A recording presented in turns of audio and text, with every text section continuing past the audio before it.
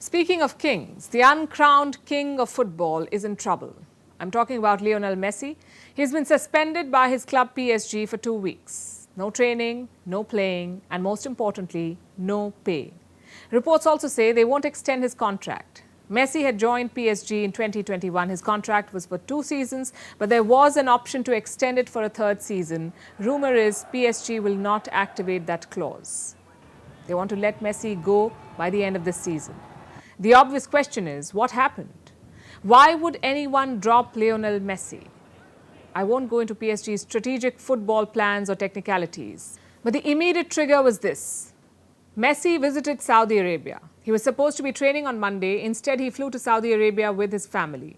The club says it was not authorized by the management. What about Messi? He hasn't released a statement yet. Now, there are 2 parts to this story. One is the breakup between Messi and PSG. Football fans will tell you that he was never happy at the club, so perhaps an exit was on the cards. The second part of the story is right down our alley. Geopolitics and sports. You see, Messi wasn't just sightseeing in Saudi Arabia. He's the brand ambassador of Saudi tourism. The deal was signed in May 2022. Guess how much Riyadh is paying Messi for this? $30 million per year. A lot of money for a footballer, not so much for an oil-pumping kingdom. Messi was criticized for signing that deal last year. Many of his fans were disappointed. They said he was becoming a tool for sports washing. Now, what does that mean? Assume you're a notorious dictator. The world keeps talking about your human rights abuses. So to distract the world, you invest in sports. Maybe sponsor a big football team or host a big sporting event. Suddenly, nobody is talking about your human rights issues. Qatar did it with the 2022 FIFA World Cup. And Saudi Arabia is trying to do the same. They're eyeing the 2030 FIFA World Cup. Getting Messi on board is just one part of that plan. The second part is Messi's longtime rival, Cristiano Ronaldo. He now plays for a Saudi club called Al Nassr, and he gets paid $75 million per year. Once Ronaldo came, the viewership shot up. It's almost 7 times higher than before. It tells you what sports washing can achieve. The idea is to use top stars and icons to attract attention to non-controversial things like tourism. Messi is an ambassador right now, but there are reports that he could soon play in the Saudi League. He was reportedly offered $440 million per year. Let that sink in. $440 million. Russian oligarchs or European fashion moguls cannot spend that kind of money. Only Gulf states with oil money can.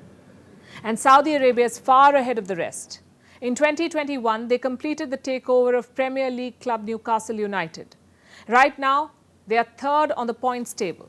Since 2020, they've also been hosting the Dakar Rally. It's one of the biggest off-road motoring events. In Formula One, Aramco is a global partner. And in the IPL, Visit Saudi is a tourism partner.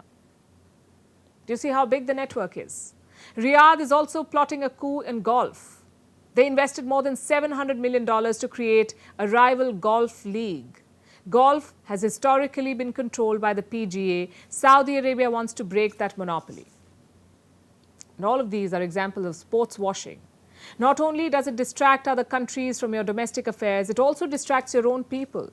In close countries like Saudi Arabia, sports can feel liberating. I underline the word feel. It's not actually liberating, but it can feel like it. And this campaign is unlikely to end anytime soon. Fans and countries have repeatedly given sports washing a free pass. There was so much outrage about China's Winter Olympics. Came to nothing. There was equal outrage about Qatar's World Cup. Now fans are calling it the best in recent times.